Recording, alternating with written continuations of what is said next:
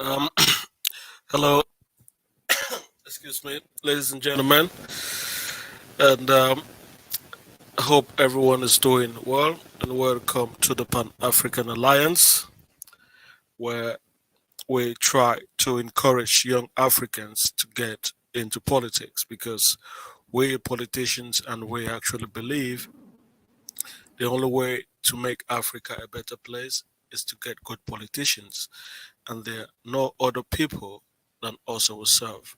So it's high time for us to groom those who are going to represent us, and the Pan African Alliance is the place that that is a place to be. Yes. So, ladies and gentlemen, now it's Christmas season. Some of you don't celebrate Christmas. It's all right, But if you in the Western countries, it doesn't matter what you believe, what if you believe in Christmas or not.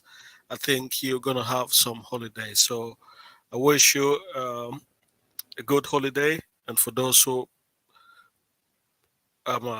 celebrate Christmas, I wish you Merry Christmas in advance. Ladies and gentlemen, today we'll be talking about something that is not so much talked about, and it is the CEMAC zone. The CEMAC zone is the economic. I'm gonna put it up here. It's the Communauté économique et monétaire de l'Afrique centrale. It's written in French. It's the economic and monetary bloc of Central Africa, and there are just six countries.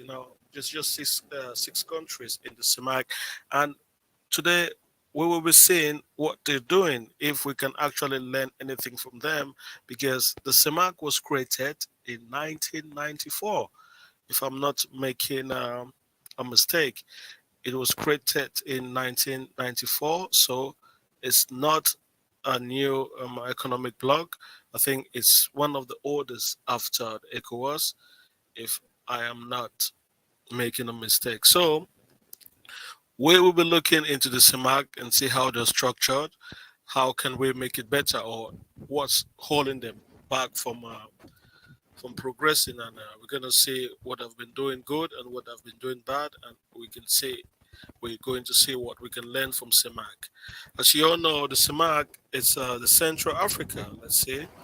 Yeah, so CEMAC was created exactly in 16th of March 1994 in Germany.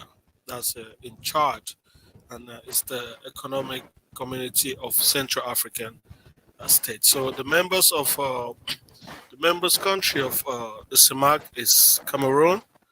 You have the Central African Republic, which is one of those countries holding the Central African bloc back. You have Chad, that one as well is holding the Central African bloc back because it's really, really unstable countries, Central Africa and Chad. They're really unstable and they're not doing good at all. So they're draining a lot of resources from these countries. Then we have Equatorial Guinea. That is quite a small country, but due to their size, they're rich, but I don't see they've not got so much influence. Then you have the Republic of Gabon, Republic of Congo, and sorry, there's Gabon as well, and the Republic of Congo. Yeah. So, what was the aim of the CEMAC region? We all know the CEMAC aims to promote peace and development of its member states in the framework of establishing an economic union and a monetary union. Yeah. So, we all know the stuff. They say things like that. So, we're gonna look actually what they're doing here. So, I was a little bit surprised because I believed the CEMAC zone they had to, according to the policies, your terms and agreement of free movement of people, there was supposed to be free movement of personnel in the CEMAC zone because actually we've got one passport. Now, we've got one passport. We've got the CEMAC passport, and that the CEMAC passport was it had to enable people in the CEMAC economic bloc to travel from one country to another. But looking on this list, these are the countries that Cameroon has got free visa to, and some of them are part of the CEMAC, and some of them are not. Like you have Chad, yes, Chad is CEMAC, so I actually expected that. You have the Congo, that's the Congo, the Republic of Congo. The Republic of Congo was not, I think it was part of the CEMAC, so it left. I don't know if it's part of the East African or the South African. I don't really know where they are. Then you have the Dominican Republic, so we have up to 180 days. Ecuador, as free visa. So I see why now these Cameroonians they go to South America because they don't need a visa. You can just go to Dominican Republic or Ecuador and start to find your way to go to the United States. They have free visa to Grenada. That is interesting. They have free visa to Haiti. That is interesting for 90 days. So I can just take my bag. I go meet my brother Rasmois. That's quite interesting. We have also 90 days free visa to Lesotho. That's interesting. Mali, 90 days. Nigeria, yeah, I knew about that. We can go to Nigeria. Even after 90 days, nothing's going to happen to you if you're Cameroonian, if you move to Nigeria after 90 days. Philippines, what's that? 30 days. That's quite interesting.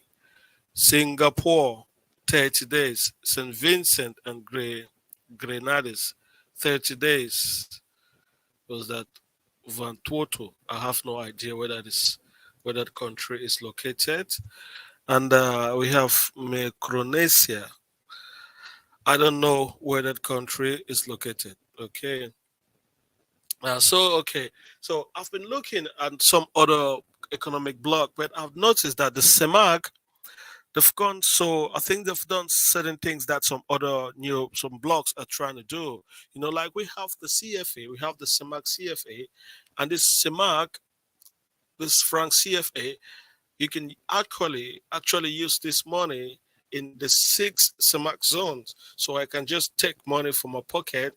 I can move freely to Equatorial Guinea, go to Gabon, go to what's that? The Congo, and things like that. I think this is a good thing. I think most of these blogs, they're still trying to establish this kind of a one monetary system, and we all know ECOWAS have been trying for ages to actually create a unified money, a monetary currency, but that has been always been a problem. But I think this is something that I think the CEMAC has been doing that for quite a long time, and I didn't even realize that this was a this is a big development for CEMAC zones. And yeah, so this is one of the things that I actually noticed. They've been doing that well. And again, I think they have the trade. They have a trade union among these member countries that it actually permits business people to pay. I think I don't know how they call it. It's a name. You just have to pay a fixed fee if you're a businessman within this CEMAC zone, and you're free to move your goods from one part or one member state to another. And so that is a good thing. I think these regional block things, if we can actually make it work in Africa, it's going to is going to eradicate so much of the problems that we have in the continent. Yeah, but there's always a problem in the CEMAC zone because they say this one. I was reading one of the disadvantages. They said there's the lack of coordination. There's the lack of coordination, and was that physical discipline enforcement. Yeah, of course, that's not going to work because, as we all know, CEMAC zone is the zone of dictators. You understand? I think that is where we breed dictators in Africa. So people, dictators don't listen to one another. So if you're trying to tell them to work according to rules and regulations, that is not going to be easy for them to do. So let's go ahead, ladies and gentlemen, and look into these countries, the CEMAC zone, and see how actually they're doing. So let's see. Let's try to share this thing here. Okay. Um, let me try to share my screen over here. Okay. Just bear with me. Yep. Okay. So, ladies and gentlemen, so this is Gabon. I was really, really shocked when I saw Gabon's GDP per capita. That is, what's that? 8,000. That is actually high, for GDP per capita in an African country. Gabon is not doing quite bad. I think it's just due to their size because they're small. Let me see uh, what Gabon has got here. Okay, so okay, this makes sense. That's the population. Well, it's a really small country. Yeah, I think they've got a small population, but Gabon actually the size of Gabon is not that small. So anyway, they're not doing bad. So they have a 8,000 GDP per capita. Okay, let's look at the other one in the CEMAC zone. So this is Cameroon. Yeah, that's my beloved country. Cameroon has got a GDP of 1.6. Was that 1,000? Yeah, 661. That's of 2001, and that is pretty more than average for most African countries. Most African countries have got lesser than that, and that is not a bad thing. So let's look. Let's take a look at these ones that are doing really bad. So let's look at Equatorial Guinea, and why this is quite interesting because Equatorial Guinea, I expected it to be more than Gabon, but Equatorial Guinea, despite the riches, it's not doing so much different from Gabon. So they've just got what's that?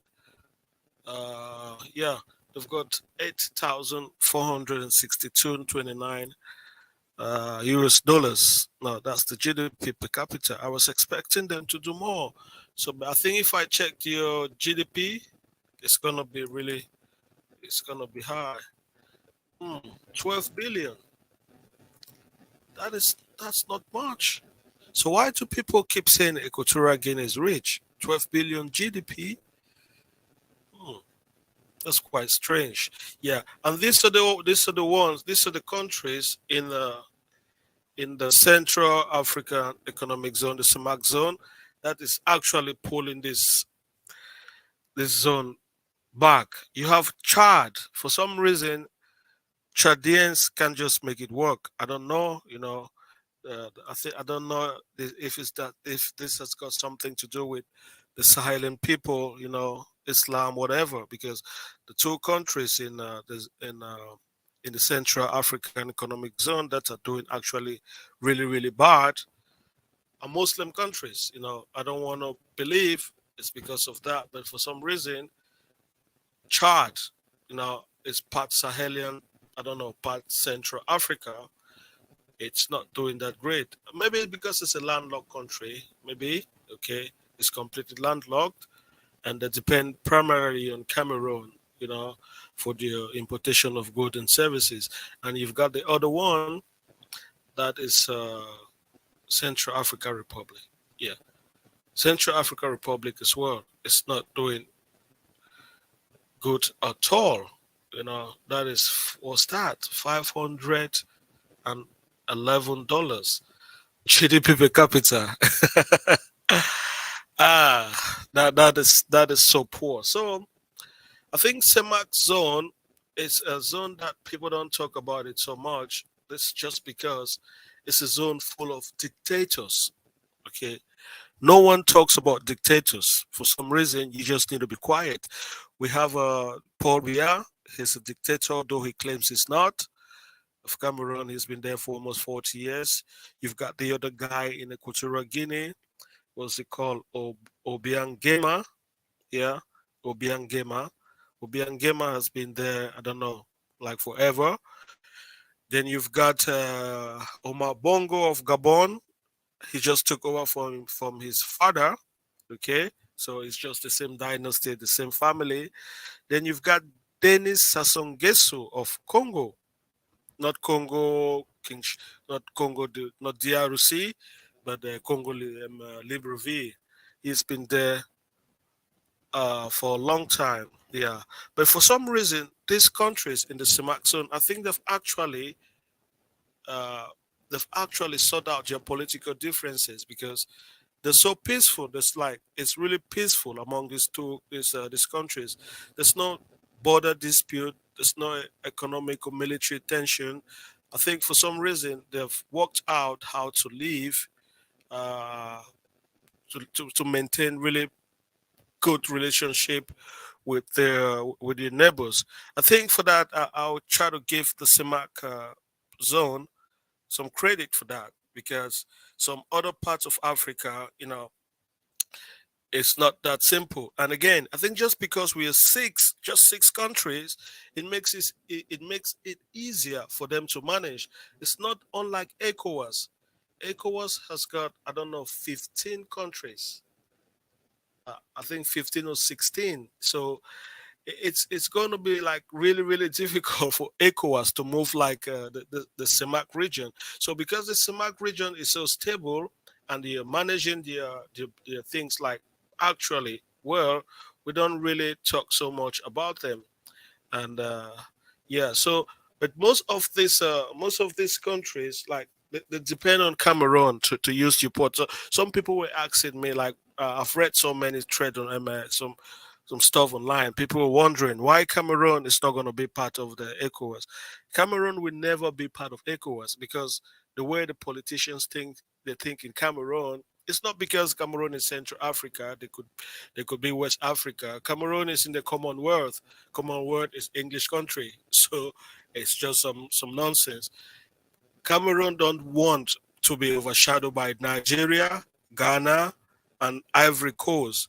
That is the three main reasons that Cameroon is not going to be part of ECOWAS.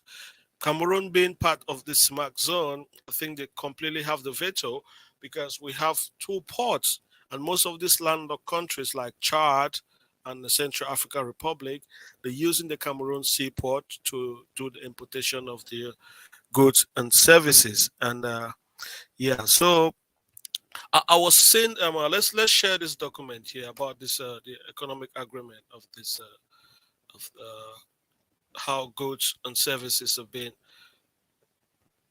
Yeah, so this was the treaty. I think they have some partial free trade movement. There's a good documentation here explaining how it works, and if you have time, if someone is interested, I might give you the link to this documentation.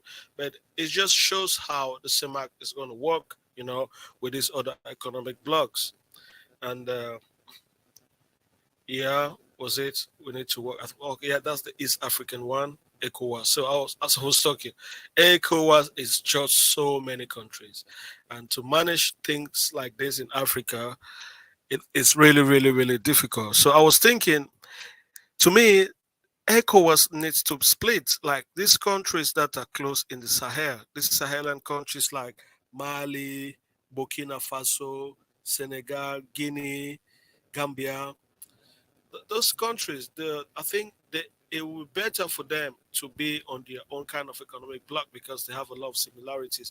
Then countries like Nigeria, don't know, Sierra Leone, Ghana, you know, things like that. Yeah, maybe Ivory Coast. Well, Ivory Coast, yeah, I think they just found, yeah, maybe Ivory Coast, they can form their own economic bloc because the Sahelan people, they just have their own way of doing things that is a little bit different from, I don't want to say West Africans, from the people that are a little bit inwards in the continent. So ECOWAS is too big, and I don't think due to the size of ECOWAS, it'll be easier for them to reach an agreement that is going to be acceptable by all of these 15 people.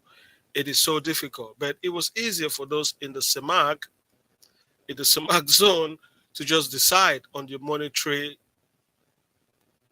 on this more on this currency because well it's just six countries, so and most of them they speak French, so it was easier for them. Well, Equatorial Guinea speaks was that Spanish? Yes, Spanish, but I think that's just due to the size. We still use the franc CFA. So yeah, so the CEMAC region, the biggest issue with this CEMAC region is dictatorship.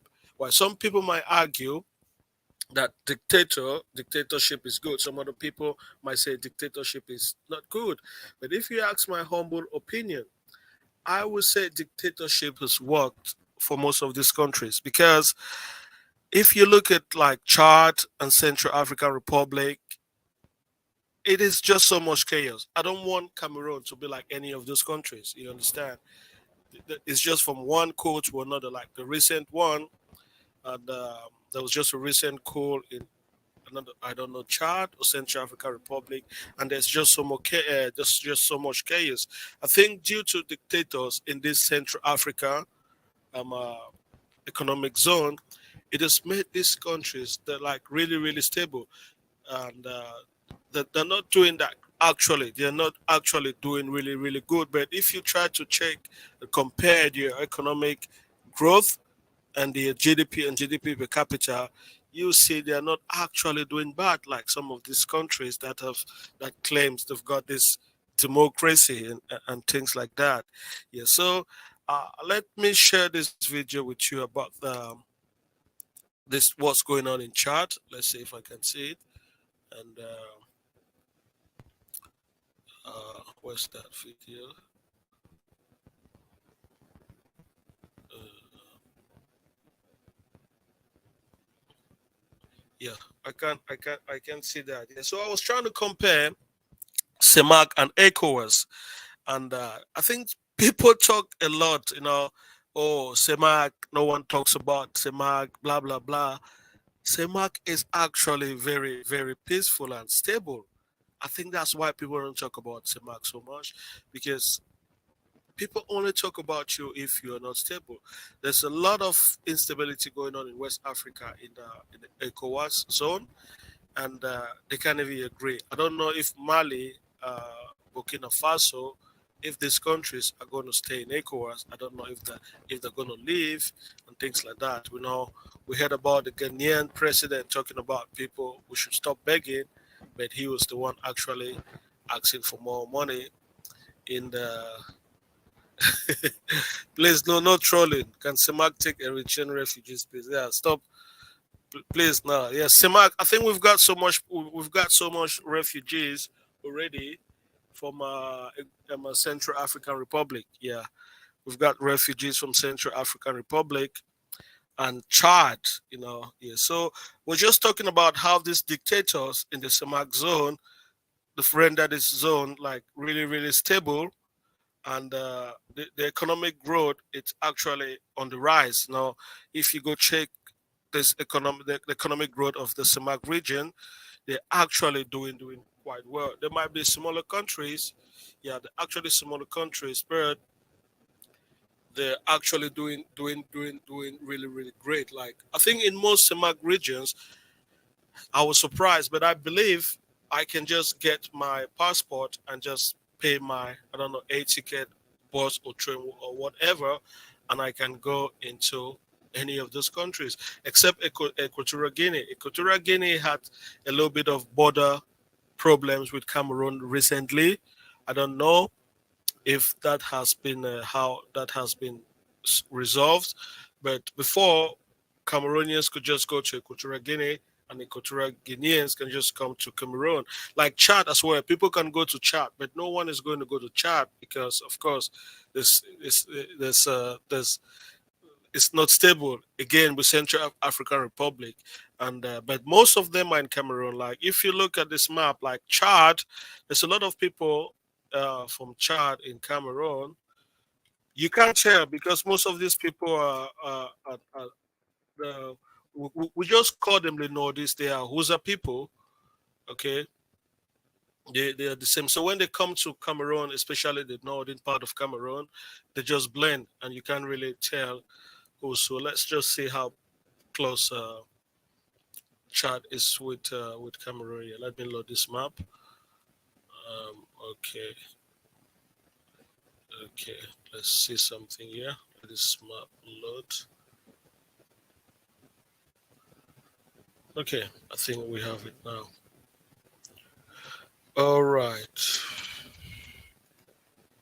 Just give me one more moment, please. This is loading.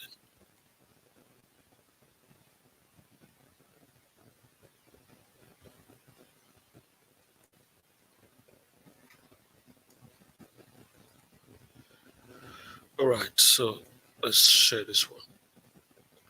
Okay, so like Chad, for some reason, Chad is not doing good at all, and the same with Central African Republic. Those are the two countries in the CEMAC zone who are actually making the global GDP of the CEMAC zone really going down. Because if you check at the other countries, like I shared this one, this Gabon. Gabon has got what's that? 8,000. That's GDP per capita. There's very few countries in Africa that can even go closer to that. And Congo as well. Congo has got 2,000. That's bigger than Cameroon's GDP per capita. So I was so surprised to see that. But that was the population. Again, the smaller countries, you got 5 million. 5 million population. That's 2,000 and was that 21? That's 5 million population. That's small. I think that the general population of the general population of the CEMAC zone is just like 31 people. I think Cameroon is the only country that's got 27 million people. Yeah, this is the highest population. Cameroon has got 27 million. So it's still relatively small.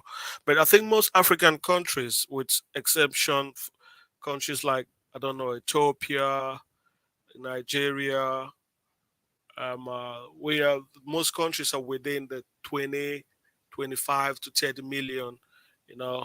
So this is like the average African country, you know. So I don't even see why people complaining that Africa is overpopulated. Then again, if you look at Chad is 16 million, 16 million, but it's really, really unstable country. So let's look at this map of Chad. Okay, I was looking at the wrong one. Yeah. So yeah, yeah. You see how Chad is closer to Cameroon. So before we had this Lake Chad, yeah, it's dried completely. And I think this map is has not been updated. The only part of Lake Chad that is remaining is the one that is found in Cameroon.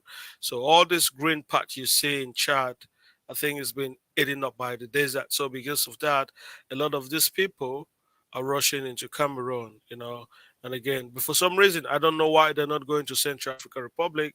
It's a more green country, but again, it's due to instability.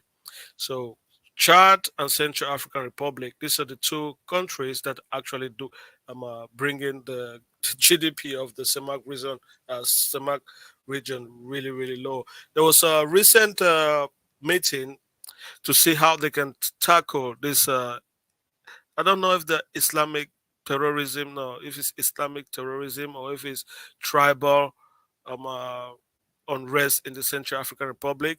They had a meeting in the capital of Cameroon, Yaoundé. That was 2 weeks ago. So I will need to look into the outcome, what they said, because this is a vast land. I think if you look the land size of Central African Republic, it should be bigger than Cameroon. I'm not sure. And Chad itself, Chad is actually massive. Like I think Cameroon can completely fit inside Chad, but due to the desert, I don't know what's going on there, and due to unrest and things like that. But we can all tell these countries are landlocked countries, and that might be the reason that they struggle with the economy. And most of them they use the Cameroon seaport, yeah, the Douala seaport to import and to do their good in importation. Yeah, so that's the CEMAC region. You know, I was not trying to be here for a long time. I was just trying to tell people that the CEMAC region do exist, and we don't talk much about the CEMAC region because it is just so stable and quiet, and we have dictators. So these dictators are keeping these countries like really, really calm. You know, example like Paul Biya. I think Paul Biya is just it's just good for Cameroon because the way we are diverse, we've got so much tribes, and again, there's a little beef in Cameroon with the Northeast, like we call them Northeast. When I said Northeast, the people from the north of Cameroon.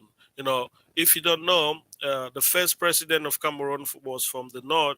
He was Awusa, like the Muslim. He was Amadou Ahijo. So the people in the north, they actually believe they have been betrayed by Pobia. Pobia is actually from the south here. He's someone for he's Bulu. It's right down yeah, no Sang Ebolowa. Yeah, this part is actually at the bottom of Cameroon. So these ones in the north, they have a little beef between the Awuzas and those at the south, the Bulus.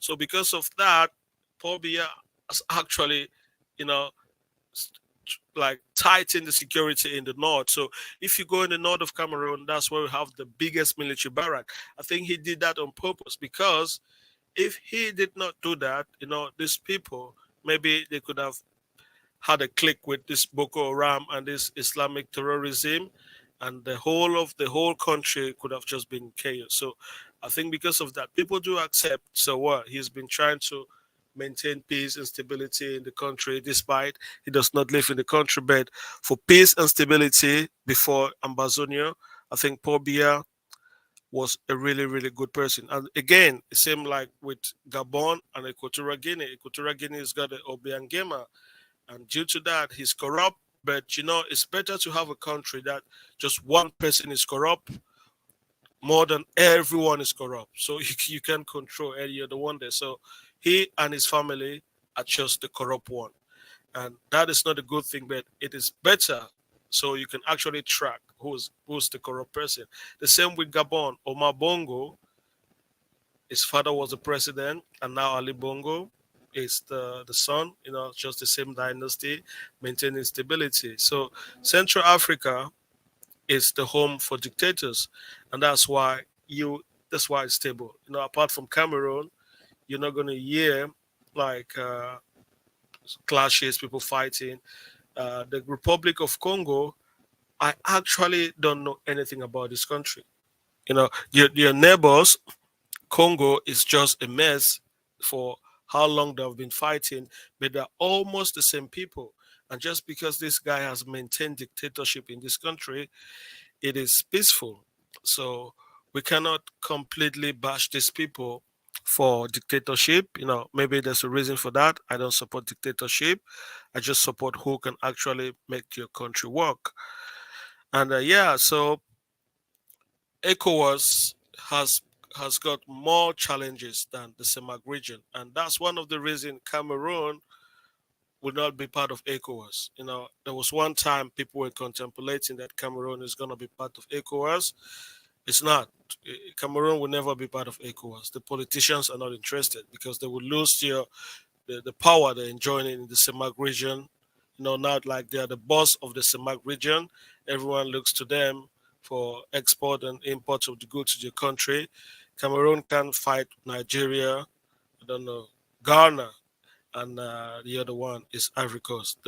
These people, I think Cameroon actually, the politicians, they know if they get into ECOWAS, they will have no voice. There's Nigeria, there's Ghana, there's Ivory Coast. So I think we're fine with the CEMAC region.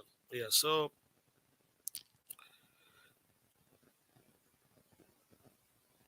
yeah, I tried to come on Punta Experiences channel, but I think she has just six people, and I didn't want to. I tried, but there were always six people in the channel, so I had to flee. And again, yeah, but to be honest, guys, I think six people on this YouTube live stream is better. When you have six people, you can actually manage people. If you have 10 people, everyone talking at the same time, it's gonna get really, really, it's gonna get really nasty. You can't control 10 people when they are actually arguing.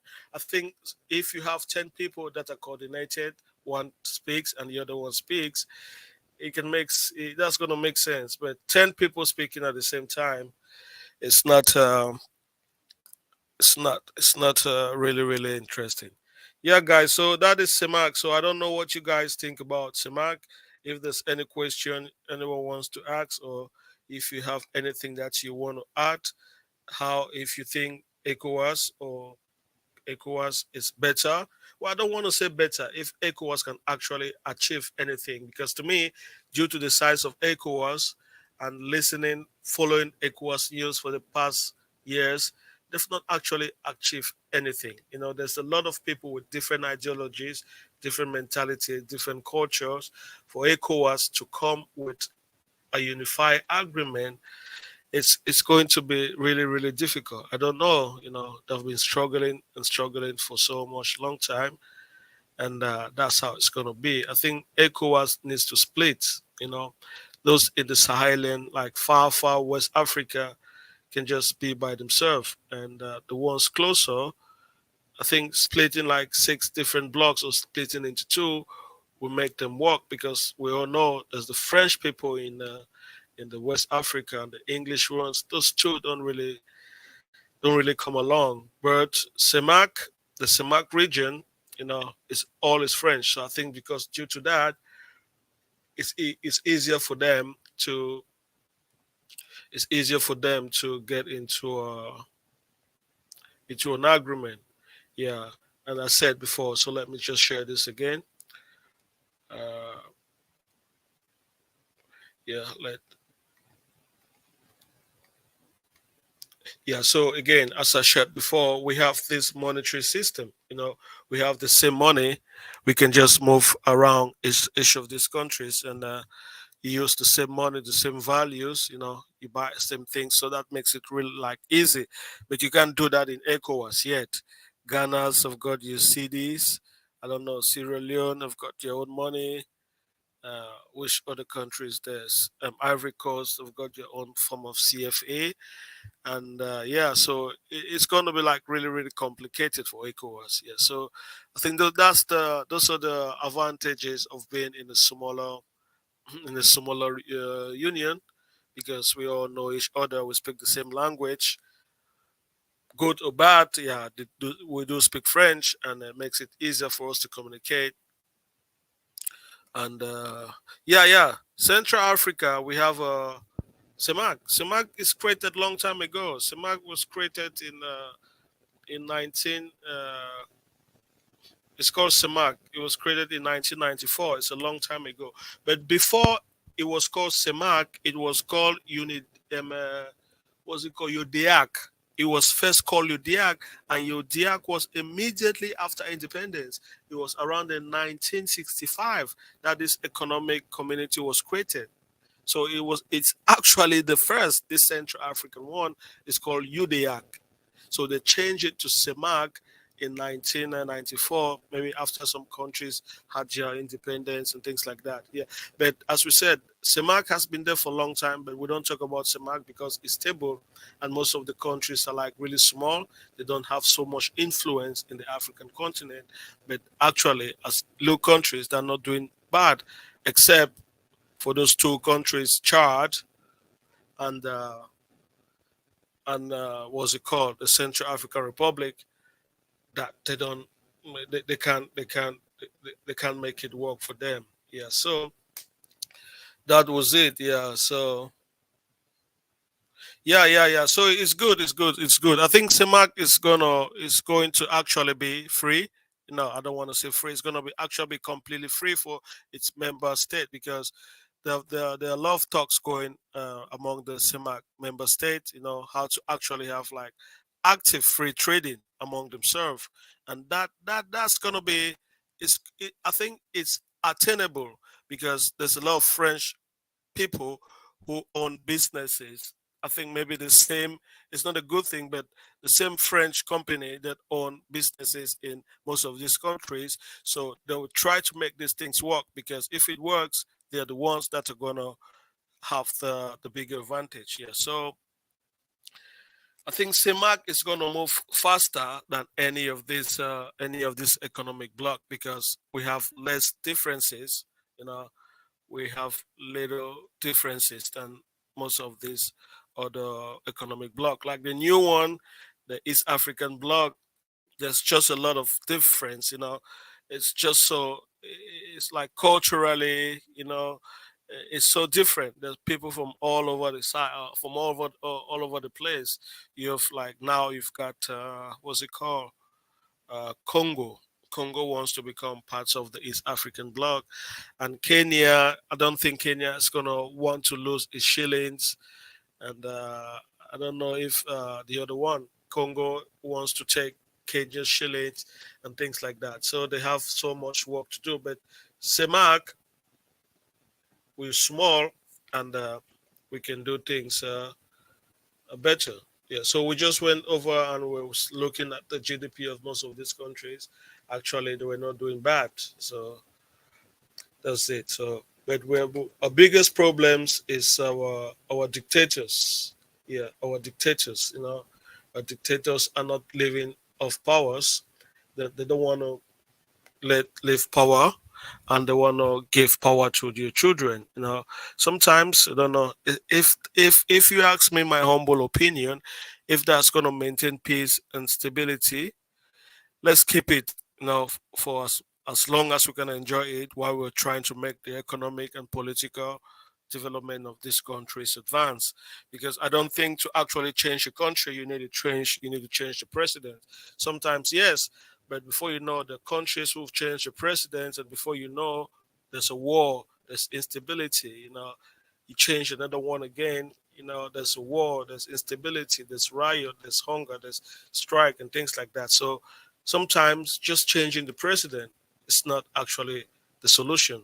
It's like changing the policies, the economy, because I do believe any country, the citizens, if they have basic needs, they have their basic amenities. You can go to school, you can have health care, you can eat and things like that. People don't worry so much about who's the president. We only worry about who's the president if the country is not working. Yeah, yeah, yeah. Chilani, changing the president is not always the case, because I say, oh, people, oh, Bobby has been there for 40 years, blah, blah, blah. You can change him. But to me, that old man has maintained peace in that country, because Cameroon can be chaotic. We are so diverse, and most of these people, they are completely different from different tribes, and they live very, very close to one another. But just because we have a really centralized government, the Cameroon government is so centralized. It's Paul Biya. The Cameroon government is bigger than every tribe, is bigger than every religion, is bigger than anything. If you do your religion, yeah, you do your religion. But the government representative in that town is bigger than your imam, your Christian, I don't know, your bishop, whoever. He's bigger than they. He's bigger than all of them. I think those are the kinds of. That's how Cameroon is set up, and due to that, there's a little bit of, I don't know, there's peace, because people don't want to fight the government. If you try to if you try not to respect the government official or the government representative in your region, you will be sent to jail. And it has happened to people who thought they were like chiefs and things like that in certain regions, and they try to um, uh, fight the government authority.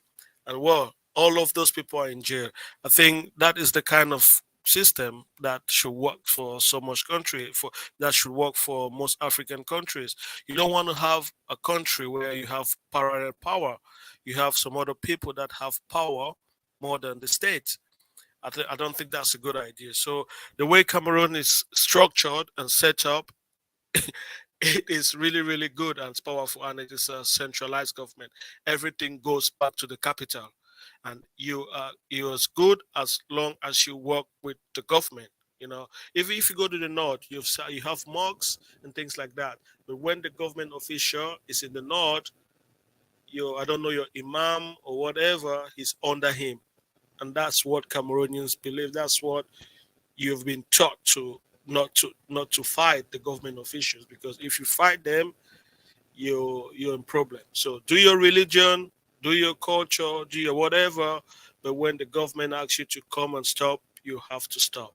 Yeah, so that's the kind of dictatorship. So that's one of the things that, although people like talk shit about President Paul Biya, he has done a good job trying to maintain the political the political what am I going to say? Yeah, the political situation of the country, the space. I think he has done it a little bit out of fear. Okay, he's done it a little bit out of fear because he believes the Muslims in the north have got some beef with him. So the only way for him to try to stop them is to create this kind of a centralized system that everyone's reports back to him. And it's been going well. The country is somehow stable. Those who are trying to cause problem in Cameroon are the people from my side now. They're trying to secede, which is something that is not going to happen. Innocent people are just going to die and things like that. Yeah, you can't actually fight in Cameroon. Fighting with the government, well, the only people who can fight the government in Cameroon is the military. But the way the military is structured, I don't know. The way the military is structured, it is really, really, it will be difficult for you to think you can actually fight government, because there's just so many groups of military, like one to fight the other one to fight the other one, and one to fight the other one. So if you try, you might notice that your closest person is not even your friend. Is working for another group just to fight you. So Paul Biya is a dictator, but he knows how to run dictatorship. It's not a stupid one, and just I think because of that, he does what he does, and he has really good relationship with the international world, and no one is talking bad about him, and things like that. So let's see what's you guys say. What's that? So DRC is both. Yeah, this is the weird one. I'm not sure. DRC was both. Yeah, I don't know where they are to be to be honest. I don't know if they are in the East African community or the I don't know South. They were Central, and now they were South and East. So I don't really know what they're doing. And despite being part of those economic bloc, they still go ahead and sign. I don't know, your diamonds or cobalt, whatever, to America without even consulting the bloc. So I don't know what they're doing. And yeah, it's true. So Chilani, yeah, fighting with the government often leads to a civil war. Yeah, I think this time I'm not a fan of civil war. Fighting with arms. I don't think we can keep on affording to fight with arms. There's a lot of misery and people die, and nothing changes. I've not seen a country in Africa that they use war to change anything. Like people just there's just so much suffering, misery, and things like that, and people dying, young like women, children, and things like that. And the little infrastructure they have has been destroyed, and they can't even afford to build it again. So changing Africa is politics. So that's why we're in the PAA. We emphasize on politics, bringing young people into politics. We're not saying it's going to happen tomorrow, but start thinking maybe I'm the one that can come up and change my country. We should fight for our countries. That's just what we're talking about. Don't fight for a leader because these people will die tomorrow, but your country will still remain. Yeah, a lot of countries try to overthrow the government. Sorry. Yeah, of course. That's yeah. Cameroon has been a really, really stable country. Cameroon has been it's actually stable despite the Ambazonia conflict. That's why we could still host the African Nations Cup. If it was any trade, I don't think Cameroon could have hosted the African Nations Cup. But despite what was going on in Ambazonia, Cameroon still hosted the Nations Cup, and we played so many matches in the areas where the Ambazonia people claim is the territory. There was like that was Limbe, so we had a stadium, a stad in Limbe, and many of the Nations Cup were carried on over there. So yeah, Cameroon is stable. It's stable. Yeah. Yeah, this I don't understand DRC. So that's SADC. That should be South African. I don't know. Is that the South African Economic Bloc or whatever?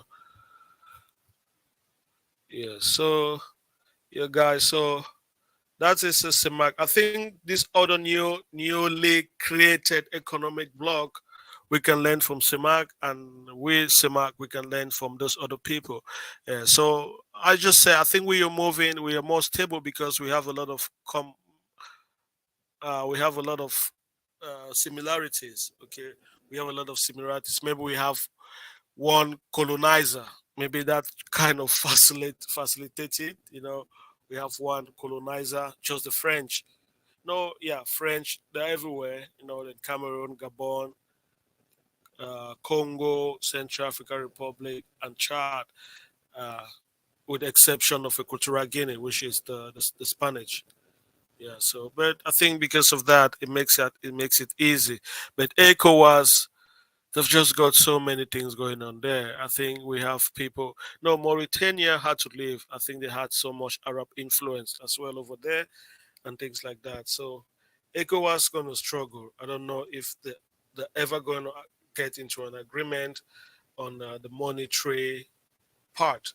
They might actually agree on the free movement of goods and services. I think they can agree on that, but the monetary part, mm, that one is that's gonna be a little bit tricky.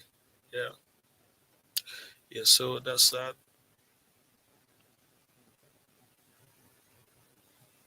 Yeah. So what do you guys say?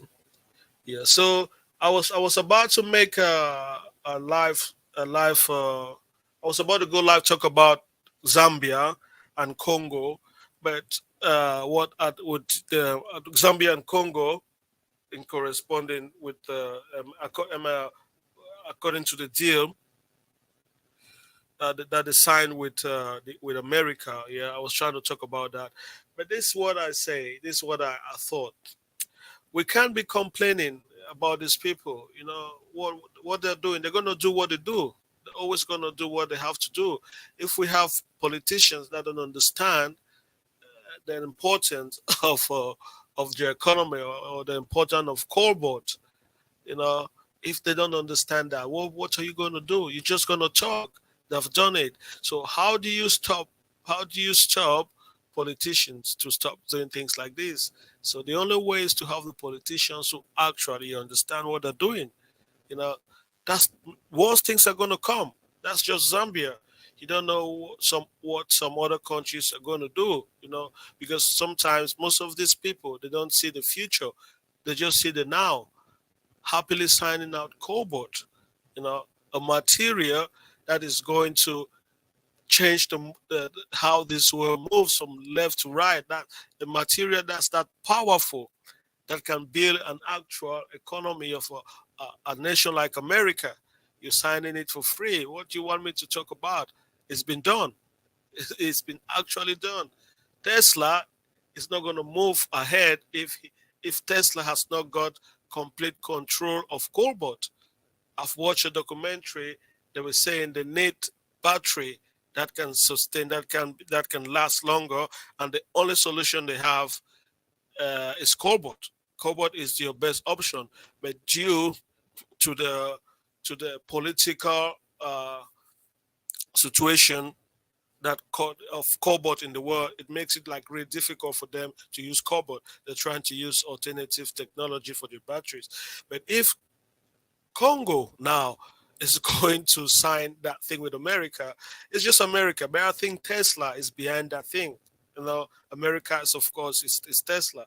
I think Tesla is actually behind that deal because they actually need it. If Tesla has it, and America is going to be there for a very long time, because America, they just do FDI loans, direct foreign direct investment. Those are really long-term loans. If you sign those things with them, they're going to be in your country for a long, long, long, long time. Yeah. So that's it. That's it, guys. So if anyone has got anything to add, if you want to talk about the Congo thing and see how we can stop things like this, that's fine. That's fine. And yeah, guys, if this is your first time coming to this channel, we are the Pan African Alliance. We are a political movement. We are starting a political movement, trying to encourage young Africans to get into politics, because we actually believe only good politicians can save the continent, and nothing else. So we want to groom our own politicians to represent us. We don't want politicians that are groomed by the West, for the interests of the West. And so that's a little movement. Sorry, we're starting this little movement, and we hope that people uh, get the bigger picture of what we're trying to do, and be part of the Pan African Alliance in their own respective countries, so we can come together and try to make Africa better. We can keep away our differences. I'm sick and tired of people talking about some stupid things that's not making this continent move forward. You go to shows and people just have entertainment, speaking on things that it's just for fun. Sometimes I think maybe I'm older than most of these people. That's why I say it as just being rubbish. But sometimes you even meet people that are of my age getting entertained by this kind of a thing. Yeah. So things like that, we need to put them aside, you know, put our differences aside and build this continent. If this continent is good, it's good for all of us. I can just walk from my country, go take a vacation somewhere else and come back and free of charge. Not like we're free of charge, freely. There's roads. I can get a fast bullet train from Cameroon, maybe, or over to Kenya, you know, maybe a cheap flight system. In the European Union, that's what they do. I can fly from Italy to the UK with 10, 15 pounds. 15 pounds. We don't. We want the same for the continent, and we're not going to do that if we keep saying, "Oh, you're this, you're that, you're this, you're that, you're that." Yeah, keep what you are, be what you are, but let the economic and the political movement be.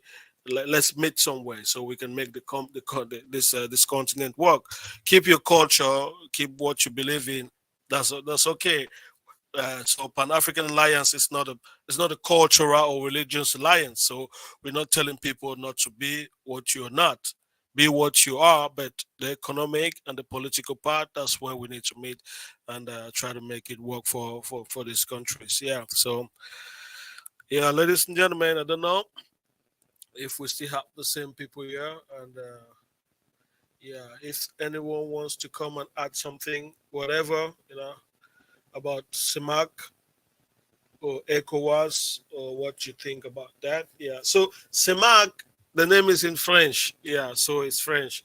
It's Communauté économique et monétaire de l'Afrique centrale. So it's written in French. That's why it's CEMAC. In English will be, I don't know, economic. The economic was it? I think I wrote it somewhere. Yeah. I think the economic community of Central African State. Yeah. That's what it is. That's what it is, ladies and gentlemen. Yeah. So again, so I noticed like some other countries, what's happening in Africa, countries are having personal deals with some other countries. I don't know. I think recently South Africa and Tanzania had visa free. They had some kind of free movement of people agreement. I think that's how it's going to be. Countries are going to have their own border agreement with their own neighbors, and each one is going to do the same. And before you know, the whole continent is gonna link. No, but just trying to think it, like thinking it, just like trying to think, oh, like South Africa is going to give visa free to Nigeria. Well, it's going to be like people think, no, that's not going to happen. But South Africa may have a visa free with Kenya. Kenya may have visa free with Tanzania, and Nigeria have visa free with Tanzania. And before you know, these three countries are linked together. Yeah. Yeah, welcome. Hi, IQ Kaizo. Cluck, cluck, cluck, cluck, cluck. Hello. Cluck, cluck, cluck. Is that Kaizo? If it's not Kaizo, I'll just take you off. No, no, it's me. It's me. Yeah, man. You high IQ. You're crazy. You're breaking down the internet, bro. Man. Yeah, you got to, man. They all started talking shit about my Ethiopian brothers, man. So I had to go defend them. Yeah. In So fact, Kaizo, actually, go yeah. ahead, brother. So say what you want to say before I start asking you questions. So like, thank you for Yeah, coming, man. Thank you for coming. I've been talking by myself for a long time. Sometimes it's not easy. and don't worry, don't worry. I'll be doing a show on the Somalis enslaved the Oromos Oh God. I was later I on. was I was just saying you guys are giving Kaizo another free stream for him to make increase his views because he's gonna do it better than you. You can't do this thing better than Kaizo. That is Kaizo's Yeah, domain to create because earlier, right, I showed them to create Kenyan Oromos dust. and they said, I showed them Kenyan Oromos and they said those are Bantus. I'm like, nah, those are the Oromos that they enslaved. So that's gonna be a Okay. nice little history show. And All right. I got the receipts and everything. Anyways, let me go back. So that Yeah. show will be like in 2 hours. Yes. So So what do you think about this CEMAC zone, Kaizo? I don't know if you know more about CEMAC. or you mean the fact that Central African countries can't do their own things? The banking system is linked to a defunct French monetary system, or which one? Go ahead. Yeah, because I think they have like the CEMAC, they have the CFA. So the Hmm. six CEMAC, we're just small, we're six. So because of that, things work, we're more stable. You understand? With people don't talk Yeah. about CEMAC because there's not much going on. They're smaller countries and things like that. Things work. Like we have the same currency. So I can just take my CFA and go to Equatorial Guinea, Chad, things like that, and use it. But like onwards, like the ECOWAS and the EAC, I don't know how EAC are planning to do with your monetary system. I don't know if that's going to be an easy thing. The same with ECOWAS and Hmm. things like that. So have you did you know anything about CEMAC? Well, we have two dusty Yeah, countries in CEMAC. We have the Central yeah. African Republic We got and we have Congo. We Chad. have Congo Brazzaville. We also have Chad or Niger area. No, no, we They, don't, we they, don't, we don't, we don't have oh, that sorry, in they want to Niger. integrate them. Sorry, they want to integrate them. So they want to integrate that whole region. So from all the way from Mali, Niger, Chad, Nigeria, Guinea, Gambia, Cameroon. They want it all Central and West Africa. They want to integrate it, but obviously right now it's not reached that point. You are correct. You are correct. Hazel, So how do you do it? How did you do it? Do hey what? man, listen. I Hey, was so listen. I was so ready to watch them cook you, bro. And all of a sudden, as soon as you get on the Each screen, other. these dusties end up fighting each other. Mate, they've been fighting each other for 30 years. Of course. Like, all I have to Bro, do is to I was bring up like, the Let's coming during take the Oromo thing, right? Me and my Hazel, I didn't 20, my 30% Oromo genes came in and to go ahead. I didn't realize that. When I was telling you to jump on, I thought there was no way you're gonna do it. So I didn't expect you to ever jump on these streams. I had to jump on exactly When when I I could finally manage. saw you, Yeah. bro, when I saw you on stream, my jaw dropped. I'm like, yo, let me go grab a popcorn. I'm gonna stay up just to watch this. And then these guys start fighting with one another. that's why I say Kaiser is high IQ. If you don't understand Kaiser, don't play his game. Don't play his game. That's just how to Bro, Kaizo didn't even Kaiser. do anything to instigate the fight. They just started fighting by themselves. Yeah. But because he's inside your head. He's inside your head. Don't play his game. Don't play his game. Just Yeah, allow no. him on So, his lane. Nilo, I had to come in on a specific point when they mentioned kicking Oromos out. So I had to go there to defend my Ethiopian brothers, right? Uh, so, but the issue is, right? I already know that if I jump on, Hona Bandit is going to jump on. If Hona Bandit jumps on, him and Mo are going to start fighting. So it was perfect, man. It was perfect. I love that shit, Bro, man. don't lie. Don't say But you the planned thing, it out the now, bro. thing, Just say you got No, lucky. I didn't plan please, that exact movement, but I knew guys, that Hona Bandit was going to come follow me. Kaiser, So Kaiser, that please, was the plan. guys. If Yeah, we're let's move. calling, we're talking about the CEMAC region. We're not talking about Oromos and Kaiser and things like that. That was just an eyesight. We're talking about the CEMAC region. You know how it's doing. Why so much? Not so much is talked about the CEMAC region. You know, so that's the topic. We're not talking about Kaiser and his Oromos cousin or whatever. So just want Okay, to make true. So let me ask you a question, right? Um, what briefly in one sentence, tell us what's the main Mhm. initiatives of the CEMAC? So everybody in the panel has a reference point. Yeah, the CEMAC was created in 1994 after UDEAC. Okay, it was changed from UDEAC. UDEAC was immediately after independence. It was like 1965. It's economic community. It's just like an economic community of Central African state. To promote trade, freedom of trade, and freedom of movement amongst its member state. That's just what it is. And after 19 up till 1994, it was changed to CEMAC, which is the Economic Community of Central African State, which is headquartered in Cameroon, Yaoundé. So for now, they've been doing actually good, just because there's the smaller union. I think all of them combined is like 31 million people. All of CEMAC combined is like 31 million people. So they have their own free trade. Free trade actually works. I think business people have to What's pay a the cap. population of Cameroon? 27. Cameroon is the highest. And the others are big, not even 10 million. So basically, They're not it's up to Cameroon trading yes, with its they're, shadow. they're not up to 10. Yes, that's why no one talks about them, because they're small. Yo, Yeah. Kifaru, you guys are just trading with yourself, bro. What the Yeah, but this is the thing. Yeah. No, but like these people, their GDP per capita is bigger than most of those countries in ECOWAS. That's the thing. You understand? They Wait, wait, have wait. like their economy is Look, actually robust. Kifaru, I know Gabon has a high GDP because of oil, but the population there is dirt poor, bro. You're not going to sell them anything. That's just on Why? paper. The rest are dirt poor themselves. Look, Gabonese are not poor. You will not see someone from Gabon outside. You know, people are not happy about your countries if you see them Bro, outside. because they're like 2 million people, man. What do you mean you can't see them outside? You won't see them anyway because they're like 2 million Isn't that people. the They're irrelevant. country where they say they have the highest middle class? I think Go Black to Brag was attacking Lozi for that. Like they have the Yes. highest middle class above South Africa. But Bro, I don't know the country. I how never can said 2 that. million people What have a high what middle class, man? what That doesn't country? even. What No, they Do have you country? the mean You highest mean Gabon? compared to percentage? Africa. Yeah, compared to other Africans, they have Yeah. the highest It's middle class. possible. It's possible. It's possible. It's possible. No, Look, no, no. the It's possible by percentage, by ratio. It will be possible that they have the highest middle class compared to South Africa because you're playing in percentage, not by population number. Mhm.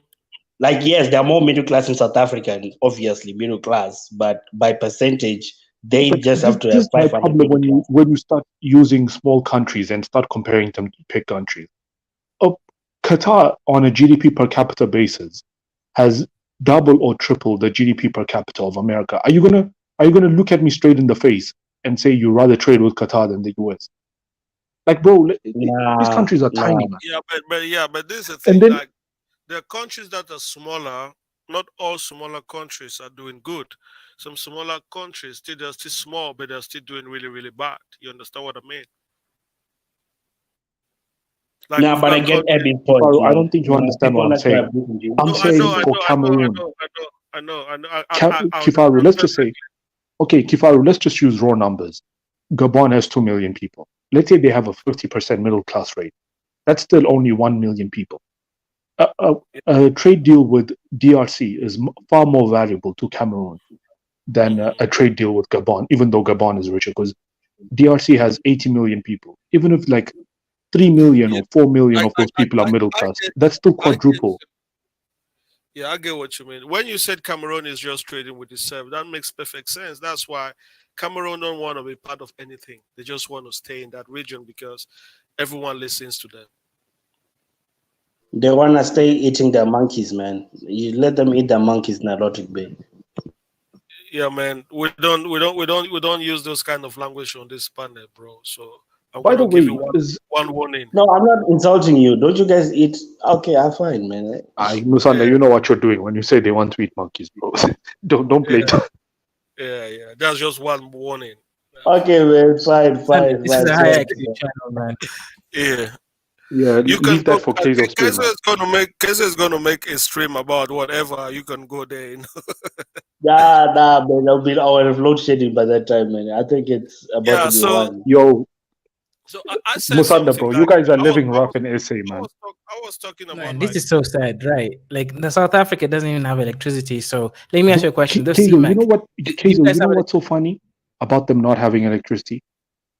I just got back to Eswatini for the holidays at my parents' place.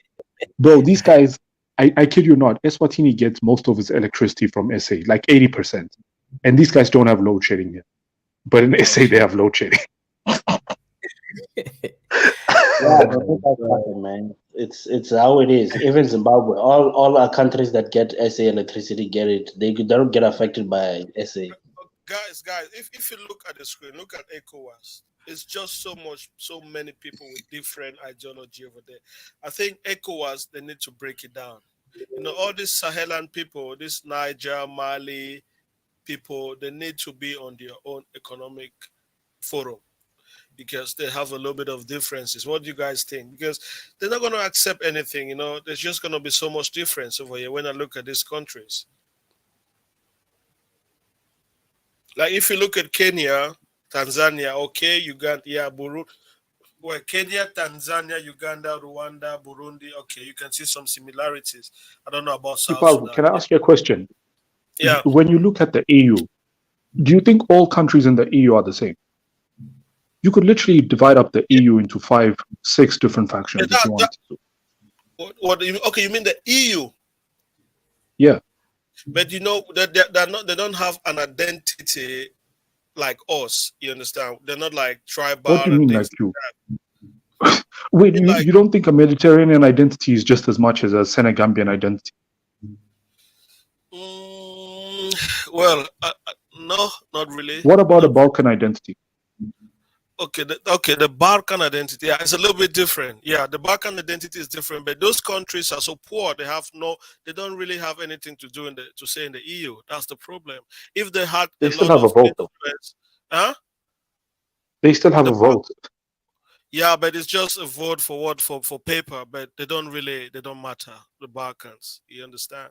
I think the Balkans will work better with Russia, but Russia is just an aggressor. They have more in common with the Slavs than like actual Western Europeans. If you ask my humble opinion. Look, all I'm trying to say is, if you want to even divide up ECOWAS, which is already a divided portion, I mean, you're going to keep dividing and dividing until you just end up with individual countries again. Yeah, but if things don't work, what do they do? Bro, the reason ECOWAS and AAC are both going to be failures. The reason these things are going to be failures is because of your leadership, bro. Let's just be real. EAC has been getting planned. They've been trying to execute EAC for 20 years now. It's never going to happen because none of these dictators are ever going to want to give up power. ECOWAS, bro, let's be real. ECOWAS is just a French tool.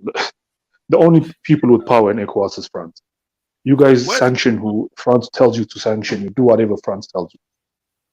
Where's Zambia? Okay, Zambia is part of the independent countries. Zambia is not in any economic bloc. I see. Yeah, so these are the individual countries: Cameroon, Djibouti, Egypt. Hmm. Yeah, so yeah, man, that's that's Africa, dog. Kifaru, literally, honestly speaking, all of these organizations are going to fail because they have no. Let's be honest. They have no overarching like ideology or even like vision. If you went to any ECOWAS meeting and asked them, what's your vision for 10 years from now? What are they going to tell you? Or Yeah. what are like regional projects that you want to get achieved? Like, let's say a train that passes through a cargo and passenger train that passes through all these ECOWAS countries or something. Are they trying to achieve anything? They're just opening borders so you can do small time trade, nothing more. So, but do they need to be in a union? No, because Do you, none of these, bro, not even the union that you just showed now with the one that Cameroon is in with Gabon and Central. Bro, what's the point of that as well? Like none of these unions are ever going to achieve anything because there's really no like step-by-step plan on what to achieve moving forward with these unions. They just have the unions because they saw other countries across the world doing it, so they think they're going to become rich by doing it.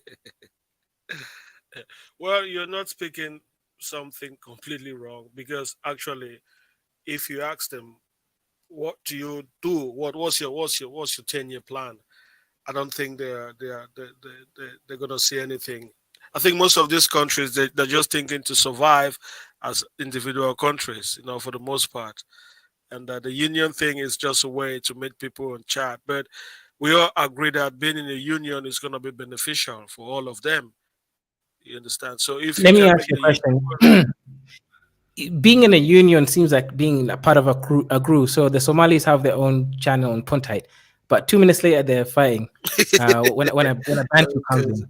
So how can we transcend this whole group thing and actually make it functional? Like, how do you Okay, make sure that they're doing business? exactly, Kezo. That's why I believe like the people in the horn should be they should form their own alliance because they do understand themselves No, better. no. You keep missing one point, Kifaru. Horn Africans are not. They don't have the I know what disposition I know what you to mean, be but civilized. they're gonna be more tolerant to people closer to them than other people. No, they've been enslaving each other. I'm trying to no, Kifaru. These people don't No, they have were the. enslaving you, bro. Kezo, relax now. I'm here, Yeah, bro. They were enslaving you. yeah. Don't say each other. Okay. What I'm trying My to say people have is, never been Somali, bro. You just say Oromos, bro. You. okay, fair enough. the point is, Kifaru, Like for them, I cases think like Tanzania Ethiopia and Kenya and should join Uganda. EAC. Ethiopia should join EAC. Ethiopia would not want to because Ethiopia, due to the pride No, of they the will history eventually. of the country. Abid, do you think Hazel, so? No. Is it Yes, Abid? they will Like, not I know I join. was saying this in the past, but let's be honest, no, bro. That will never Ethiopia happen. would not join. Ethiopia Okay, would so not let me join. ask you a question. I Let's think be realistic. Ethiopia will Will be Ethiopia be Kazel. likely to join Ethiopia, Eritrea? Kazel. Ethiopia will be to the AAC what Britain is to the EU, bro. Like, it's in Yeah, that's, proximity with it, so it'll probably have like favorable trade deals with it, but it's never going to identify itself with the I mean, AAC. it already does, right? It's actually, to be honest, it already do. My point here, then, Abby, would Ethiopia? Okay, because let's actually be realistic here, because we're talking about Africa. Ethiopia is actually the Look, biggest Kazel, economy. let's just be real. The only country Ethiopia wants to unite with is Eritrea because it wants that coastline. There's no Right, other but then country Ethiopia is interested in, bro. Eritrea doesn't want to unite with Ethiopia. Now, you see my point. So that's the issue. Eritreans would never want to be under the Ethiopia's So thumb. what you mean unite And in that's the what issue. sense? Unite like how? Have free access to it. I don't think now they can ever unite as one country, but by unite, I just mean like have free access to the coastline or stuff like that. Kaizo, so Abi, do you know what the So, countries Ethiopia I have mean, got? like, create a, like, you see what the EAC is trying to do? The only country I see Ethiopia even having like the disposition of trying to do that with is Eritrea, because it benefits them economically to do so. Other countries, I don't think they can. So do you think Ethiopia cannot have been an economic bloc with Somalia? No. What? Are you insane? Oh my goodness, That's too Kifaru, much baggage, bro. too much baggage and history. I mean, Kifaru, one thing you keep missing is this, right? These countries have been at war with each other. The only reason why they might join Eritrea is because at least they're the same race. They're both, mostly, the Ethiopians. But with Somalis, it's a completely different people in their eyes. And Somalis would never want to be part of Ethiopia, of course. No, it's not going to work. The point is, the Horn of Africa, let's just say it's not going to do anything useful anytime soon. Same thing with Sudan. South Sudan, I don't think they're going to be useful unless Kenya invades them. These people, man. Kazo, you need to stop hyping up EAC too, bro. Like, that shit is never gonna get off the ground. You guys have been talking about EAC. Bro, name me one stage you guys have got past. Wait, Kifaru, let me ask you this. Kifaru, I'm gonna say this with full certainty. Ethiopia and Eritrea will form a federation before EAC even gets off the ground. Name me one stage of EAC that you guys have even accomplished so far. Like, every other week, Rwanda and Uganda are beefing. They're closing borders on one another. The leaders are insulting one another. Rwanda's having beef with DRC. They're being they're claiming that they are funding that group that is, I forgot its name. What is it called? The something 3 group. You mean M23? Yeah, M23. Bro, come on, man. Like, how are you gonna put all these countries into a federation, man? Nah, we will. Wallahi, one day, inshallah. Yeah, We're but gonna do it. just show me one step that has been taken on the ground to unite these countries so far. Yeah, because I think there's just so much diplomatic talk when it comes to the EAC. You understand? Because how But there's can nothing Congo, tangible on the ground, bro.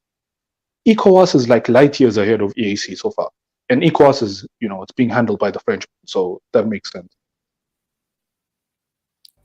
like even CEMAC has been longer as well. Why it's just a smaller union, we have the benefit of having the same colonizers and things like that. So they can easily manage us for their own interests and things like that. But I actually think that these regional blocks, if we can get them working, it will be better for Africa.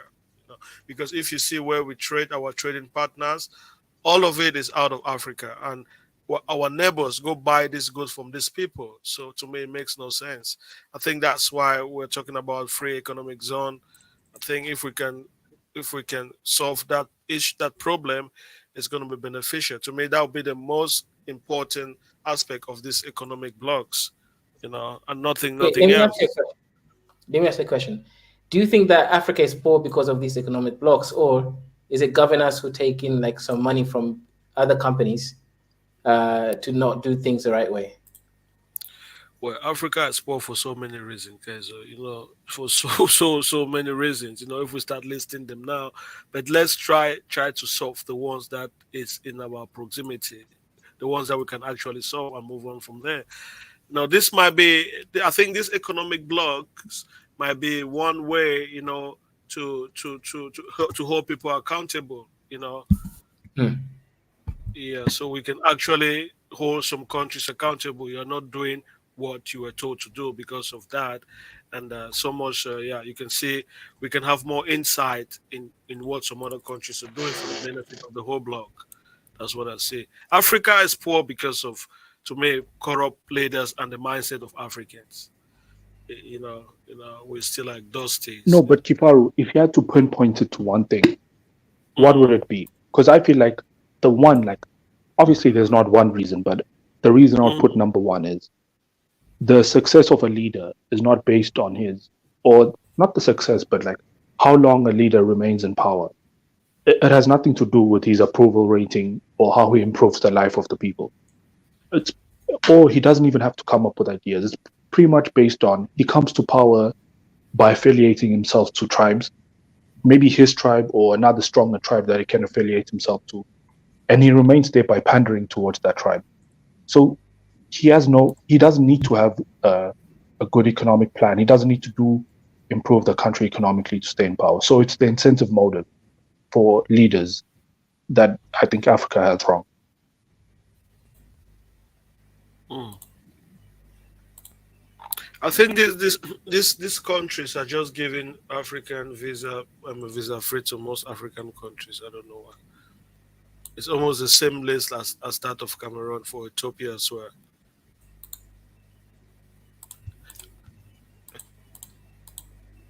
Like Kifaru, just think about this now. Remember, was the last stream we talked about DRC and Zambia signing away their cobalt and copper supply Yeah, chain. yeah, that Be yeah, that honest. is Wait, Kifaru, just be honest. Are any of those leaders going to pay the price politically at home for signing a no, deal like that? no, How would no. the population of that country even address their politicians for signing a deal like that? So these guys don't get affected, bro. So why would they care? Who don't get affected? You mean the guys, the people? Most of these people don't even The understand. Like, Kifaru, I'm talking about the leaders. No, I'm talking about the leaders who signed that deal. If yeah, if an American president, let's say Biden, signed a deal with Russia today, where he forfeited Ukraine, you think he'll be re-elected in 2024? Like that would be such a huge political blow for him that he might as well just commit suicide. But these guys can sign these suicidal deals with no effect to their political power or their political careers, because really yeah, there is no reciprocal process between the people, the population, and the ruling class. Because the ruling class doesn't gain its power from the people, if we're being honest. yeah. I think sometimes see we overvalue these politicians. That's what I've been trying to say. We think they actually understand because to me, if someone understands the importance of cobalt on this world's market, he's not going to make a simple deal. You understand? Sometimes we think these people, I don't actually believe they understand these politicians because if you look the Zambian guy, he doesn't look like someone that is in sync with his people. You understand? He's just so like easygoing, self-talking. It's like he's trying to place the West. I may be wrong, but he does not seems like someone that actually understand what's going on. What is cobalt? Maybe you just tell him, "Oh, cobalt is that if you don't sell it to us, you don't have any use for it." You understand? It might be simple things like this. You understand? It might be simple things like this. And there's something there's news coming out from that conference about Paul Biya. It's so funny. And they said he was actually asking his interpreter, who are all these people sitting here? So Paul Biya did not even know he was among African president. He was asking, who are these people with me? You're good. So all these people they just go to America just for the Yeah, but show. Kifaru, just ask Yo, yourself this question. Abby, I'm about to go. I got a question for you then. From what you guys are saying. So, what do you think about like Zimbabwe's policy on, I think lithium ion? Same thing with Nigeria on the fact that they can only allow you to buy their lithium. They will never export their lithium. You have to build the batteries here or build the electricals there. What do you think? Do you think that's also smart? They're being smart and they just Yeah, fucked over maybe by international factors. Yeah. yeah, it's smart for them and makes sense So if they can get a no. What I'm corporation to saying is, actually do that. But yeah. I Okay. doubt So anyone. no, they don't actually. They don't export their lithium. They actually demand that you manufacture that. And a lot of things that we're saying, Zimbabwe actually does in a way. Obviously, we would say they're a dictatorial role, but they do sound like at least on paper, right? And also maybe on policy wise, that they are very much patriotic in a sense that you have to do it there, even with all the sanctions they have on them and stuff. So, by just saying that, do you think that maybe the reason African nations don't do these things is because they're scared of the sanctions that are being put on Zimbabwe? Because they're actually adding on sanctions right now on Bro, this come other on, billionaire. Musanda. Yeah. Musanda, just be real. What can you possibly do to make DRC worse than it already is? Like, what No, is not the America going to DRC. say if you Let's get don't out of the sign away? DRC, man. That's a different. Let's get out of the DRC. I'm talking about other African nations. Let's remove No, DRC. But bro, that's let's a just be real, war-torn man. country.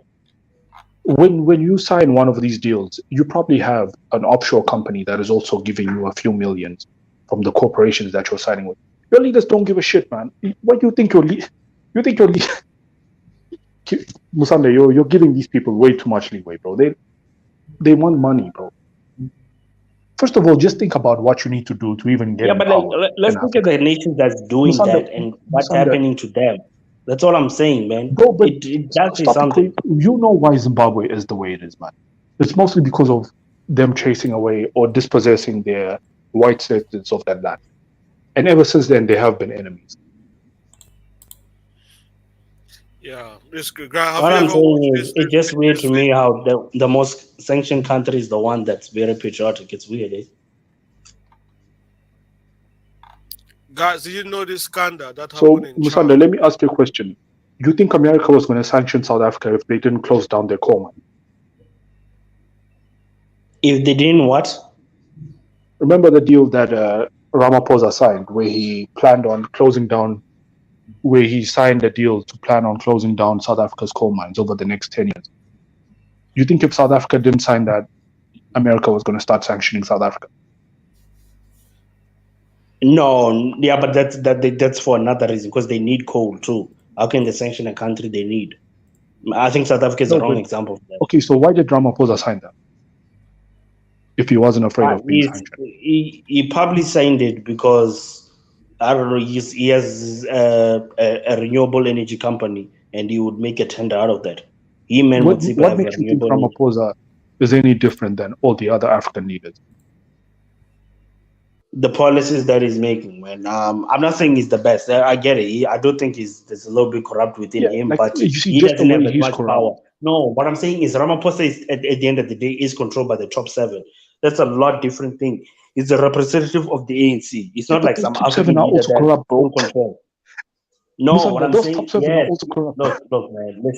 Listen. I'm not saying ANC is not corrupt or anything, but there are certain limits that South African leaders can easily do. I mean, look at the quote unquote para para case, right? It's supposed to be dealt with the Reserve Bank, but it's actually being dealt by independent investigators. It's the Reserve Bank that's supposed to sue him for having those dollars, not really some EFF and whoever. So I'm just saying that does play policy. Like it's not that easy to do a lot of things in South Africa. I'm not saying you can't be corrupt. I'm Yeah, saying but that even when you're Musanda, corrupt and that's you not made the a hard point decision, that's not the point I'm trying to make. I'm trying to say, even in a country like South Africa, where there are some parameters, you still find African leaders signing these deals. So clearly, it's because even in like it's these being multilateral. semi-democracies It's like being SA, there's still multilateral. Okay, look, I beneficiary think deals. I think I think America would. Okay, I don't think they'll do that. Maybe because they need coal. But if they weren't in this position, they would probably sanction us. I think so. Yeah, I So think if this you is the didn't Guys, position close they'll down be. your coal plants, they were going to sanction you. Bro, come on, man. guys, let's America does let sanction countries, but it's not throwing out sanctions for every little thing out there, man. Be realistic. If they started sanctioning everyone for everything, Let's see this sanctions will video. lose meaning. Let's watch this video and react. I don't know if some of you watched it before. It's probably going to be in French, but I will explain if you don't understand.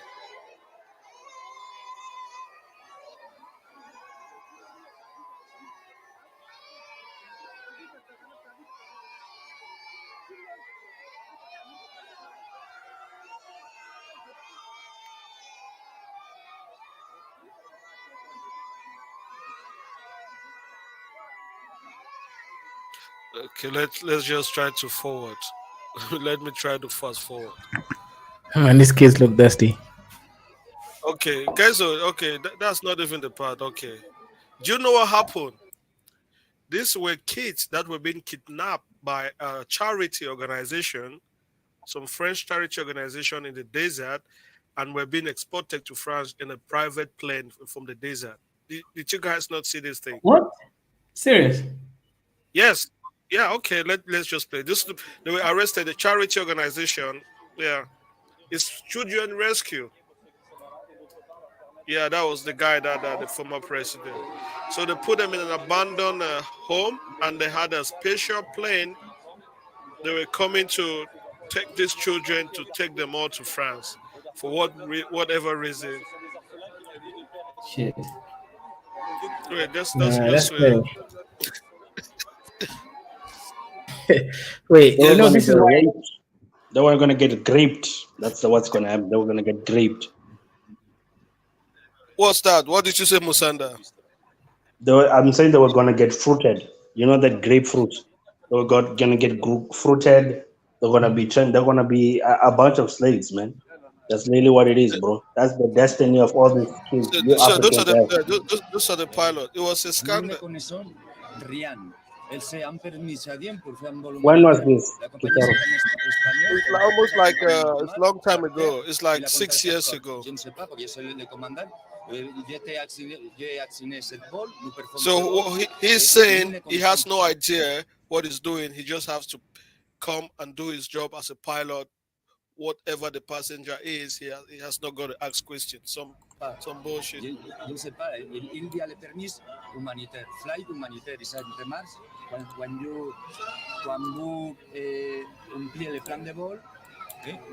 Well, aren't Africans trying to go to France though? Aren't Africans trying to fly to France and be the next Mbappe? Yeah, So how is this a and it's bad thing? rescue the children, bro. Rescue the children. Yeah, yeah. These are the people. Rescue the children. They were actually doing children trafficking, and they claimed that these were orphans, but they were not orphans. They were children that were taken from their families in one remote village. Yeah, that's what we're dealing with in Africa, bro. So yeah, Yeah, we man, we that's what have happens to you Africans, man. You have all these kids you don't take care of. I remember telling Mama Z and Judah that, listen, man, y'all need to stop having all these kids you can't take care of. Because look at the white man, man. He's going to rescue those kids to France and open their hole. Did you say rescue? Kidnapping kids is that rescuing them? Yeah, it's going to open their holes. some of them playing. Oh, open their holes. What do you mean? This guy. You know what I mean, man. That's what would have happened to Judah if he didn't go to the US. Yeah, guys. So, do you have anything to say, Emma Musanda? Do you know anything about the CEMAC economic community? Nah, man, I guess I was watching you speak a little bit about it. No, I don't know it. It's about what? Francophone countries. No, Central Africa. Central Africa. Yeah, which are mostly aren't majority of Central African countries owned by. All are francophone except Equatorial Guinea. So, but I'm saying that you guys, you don't have your central banks, right? So it's what kind of economic plan can you have? You don't even have your own central bank. we have the BEAC Central Bank. Where is that? BEAC, Where is that? Where is that placed? Cameroon. No. Wait. Is that a central bank? Because Yes. last I said, they said that you guys, your central bank is actually in France. Like you don't have the power to Shut print up, your own shut money. up, That, shut up, shut up. They didn't say last time it was in France. What are you listen, talking about? Last time you argued the same point. They told you it was in Cameroon, man. You keep talking nonsense, No, it's not. Musanda. Show it right here. Show it right here that you have a Go central and bank Google in Cameroon. BEAC. Go and Google BEAC. Even the Show governor of it. the central Show bank is it. from Chad. What are you talking about? Go and Google it. Go and do your research. What are you saying? let me share it. You keep talking nonsense. The only thing that France does is print money. And even your own country, South Africa, if we have better economy, is it better? When are you guys going to first world country? That's Biak. Guys just sit down and talk nonsense as if Africa is improving somewhere. All Africa is just messed up. This is the Biak headquarters in Yaoundé. It's Biak has been for long. You understand? What they do, I think it's because of security. They don't actually print the money in Cameroon. I think that's the only thing. But Biak, I don't want to give. I don't want to give. Do Cameroonians have control of Biak? There's the Cameroon, governor. There's the governor of the central bank. They Cameroon is control the money. African What are central. you Yeah, saying? it's completely African. If France was Is it controlling money, elected how come? by Africans? Man, you Of guys course, just talk of dumb, course, man. of Most course. of these other countries think France is control. If France was controlling a how comes Ivory Coast and all for French countries are developing? Yeah, How Man, come they are still doing France better? take owns time and read this about is Biak. trauma for you. This is You that trauma is for you. controlling, you that is controlling your own money. How comes you haven't been a first world country yet? You Because can we read have more low about. IQ. No, You because can read Africans more have about. low IQ. if If you you have if time, you read are more about. controlling, Yeah, but there's but this is the I don't have so much information who actually is controlling it, but this is the capital of Biak, the headquarters of Biak. the It's not in headquarters is in Cameroon. Yaoundé. The central the bank, the It governor was is there. established is 1972. It's not anything recent, so it's not something that Let me Judah. Let me show you why South Africa is not a first world country. I'm gonna send a link to you, Kifar. Why are you Let me gonna show you show why. me? Because South Africa is a shithole, man. Don't show me anything. There is nothing going on. What are you saying? You think South Africa is gonna be a first world country anytime soon? No, it's not gonna guys. happen. Yeah, so yeah, I think there's just this idea that France is printing Cameroon money. How many African countries printing their money? Very few Bro, anyway. no African. There are only few, maybe five. All African countries, Yeah, even Ghana, and, print their money in Europe. yeah, People and just say, "Oh, France is yeah, doing this, France is doing this that." They have idea no of clue. this idea of foreign reserve. All African countries have got a foreign reserve, and your Most foreign reserve African needs to countries' be currency is pegged to US dollars or the euros. It's foreign pegged. reserve. It's mostly like most people use US dollars, but Cameroon or this country they use euro. That's the difference. But all African countries must have a foreign reserve. So Cameroon foreign reserve is in euro. But the thing is, maybe it's been controlled by France. I'll need to get into that research and things like that. But I think there's a lot of misinformation about this Cameroon not printing their money, France controlling their foreign reserve and things like that. So yeah, but there's Bayak, as Yeah, we said. open that video, man. That will show you why South Africa is not a first world country. Oh, come Look, on, man. man. South Look, Africa will never be a first world. What are you talking about? Come on. On on that developed country, you say it Look, will be a man. first. Oh, The come France on, man. own you, bro. They own you guys. We know that you have to back them for their repo rate to So be how good. comes your You know country what I mean? haven't been in first world ever since? If you guys have your own I currency, told you it's low IQ, bro. Like fuck, man. How many times do I have to tell you it's low low IQ? IQ. Like How look, can you be low IQ of which you control your own currency? But this is well, the low thing. IQ currency holder. Kifaro, this is the thing about CEMAC. CEMAC, the thing that people get confused between Central Africans, they are a lot of countries in Central Africa that they do not use the same currency. So CEMAC is not CEMAC does not represent the whole Central African countries. I don't know if you get my point. There are other countries it's like you go to West Africa, right? You have countries that Yeah, are using the same currency, yeah, and you but have Central West. Africa is just very few Kaizo, did you see what happened? These guys are asking why a group of people with a lower IQ than Coco the gorilla I'm not a first world country. Wait. What are you talking about?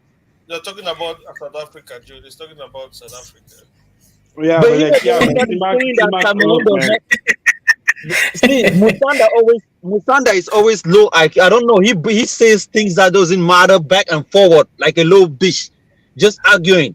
You were saying that Cameroon does not control its currency. I'm asking you, your country that is controlling its own currency. How comes you guys haven't been first world ever since? So what is your point?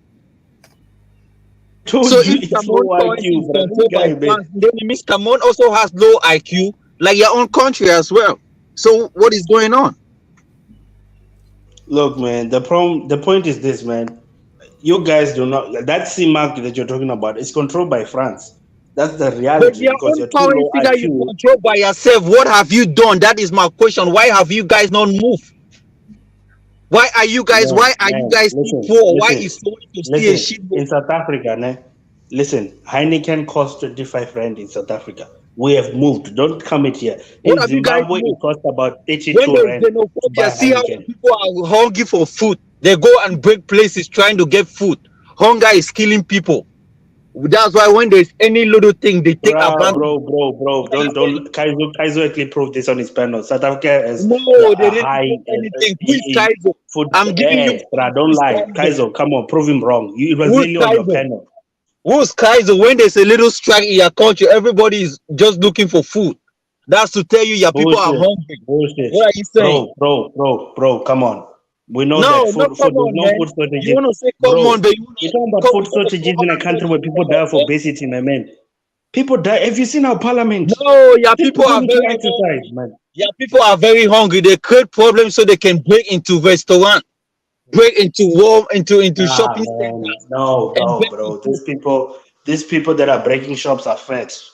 No, man, That's they a are your fact. people, man. They are hungry. Go on your TVs, No, man. no, They no. They're bored. They're lazy. They don't want to work. they are not They keep lazy. They are attacking South foreign. Africans Listen, that listen, Judah. Let me tell you something. South Africans are lazy, Mama. Now I'll stand on that. they are Panel your is right. South people, man. Africans are They fucking are your lazy. people. Listen, Judah. Listen. South Africans would rather stand in a line and 350 rand. That's equivalent to like $30 from the government. Then Man, I don't want to other argue work about for South me Africa, in bro. my garden and earn $300, not $30.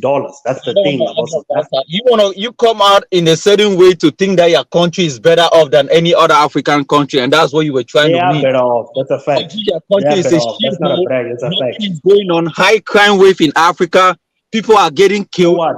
100 people get So shot what? every day on the street. Is there no People crime are in getting America? robbed. Is there ATM no crime machines in are America? getting. No, man, No. come But on. Judah, is there no crime in America? Is there no Man, crime in you America? slow Does down, man. Americans a shithole because there's crime there? Bro, Come on, man. You guys have shootouts every fucking year. you ain't gonna tell me about Cameroon, bro. I know Cameroon is a shithole, but don't come No. up What and I'm bring saying the is, you South said that there's African a high country. crime rate here. You guys have shootouts in America, yet you still Bro, I'm not a American, milk of bro. I'm honey. telling you, your country is messed up. So just stay quiet. I'm not even addressing. Let me make my point. This is the thing. When I come in, I want to hear people talk. And you have talked, I didn't intervene. But the moment I start talking, you want to go ahead and keep talking. You don't let other people talk. You don't let other people talk. What I was Well, saying is uh, I'll be closing soon. I didn't intend to stay here for a long time. Kifaru, let me just say something before you close, man. I'm sorry about, look, this is the thing. All Africa has to improve, man. See, all Africa has to be on a stage where they have to respect each other. I see people when they come here, they're trying to think, oh, my country is better off because your currency is controlled, you guys are less, or they see you better. But there's no country in Africa that is even better. The person that is even talking, the people are risking their life living in. I mean, man, look, Africa has to improve, man. That's just the point. From east to west, north to south, most countries are facing the same problems. And if you want to come here and sugarcoat stuff, oh, this and that, but your country has not moved past a certain stage. People are dying, high crime wave, drugs, and everything. So that's just my point. I don't want to come here and underlook people. Bro, your That's people just are flooding my fucking gates. Shut the fuck up, bro. I You owe shut you, the fuck brother. up, man, and stay quiet and stay in your South Africa, bro. We You owe shut the you, fuck up motherfucker. Your people. and How stop many South coming out Africans here are and in Cameroon? lecturing people. because your country. How many South Africans are going to Cameroon? How many South Africans are going to Cameroon, Kifaru? So what does that mean? Do you guys even have the money to travel? Do you guys have the money to travel? Man, you sure the fuck up. How many South Africans are going? You guys have the money to travel. When your people are hungry, they eat only millet a day, and they are hungry. They don't even have other food. Bro, you wish you were South African, bro. You wish, in fact. You wish you didn't have to run to a white man's country. You wish. That's your wish, boy. I have like five. You know what, Kifaru, let me tell you this. Okay, out of the troll, let me say this, right? All right, ladies and gentlemen. So, guys, I didn't plan to be here for this so much for this long time. Well, I just want to tell you guys we're upon African Alliance, and we're a political movement with the intention to encourage young people to get into politics. And so we have a website. It's called ppaglobal.com.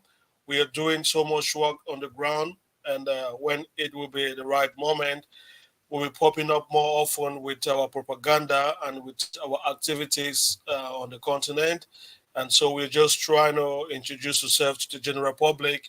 And I thank all of you for coming. And I wish you a Merry Christmas for those of you who do actually believe in Christmas. And if you don't, that's fine. But if you live in Europe, you should probably have a holidays, even if you're Christian or not. So I wish you happy Christmas, and I wish to see you sometime soon. Stay well with your family for those of you who have.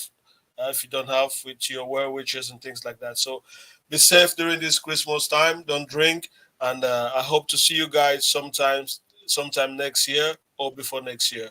It's been a lovely show. Thank you for coming.